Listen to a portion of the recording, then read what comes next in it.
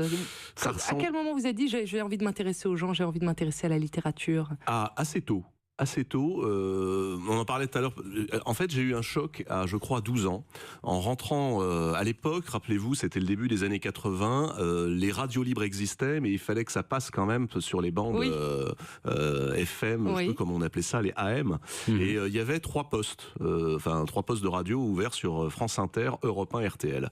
Et je rentre, je devais avoir 12-13 ans, un soir où je m'ennuyais prodigieusement, comme tous les adolescents, et j'entends sur France Inter, tout à coup, cette voix qui fait alors Hubert Reeves, cette façon d'être la tête dans les étoiles tout en étant les pieds sur terre, est-ce que ce n'est pas au fond la vraie façon de vivre? Jacques Chancel, Hubert Reeves, Radioscopie. Mhm. Et là, je comprends. C'est-à-dire que j'entends un astrophysicien et à 12 ans, je comprends les questions. Et il finissait par Et je comprends les Dieu réponses. dans tout ça aussi. Exactement. Alors je réécoute le lendemain, c'était Barenboim. J'écoutais AC/DC, j'écoutais les Beatles et les Rolling Stones. Ouais. Dans le bac, je savais pas ce que c'était. Et tout à coup, je comprends. Et le surlendemain, c'était Romain Gary.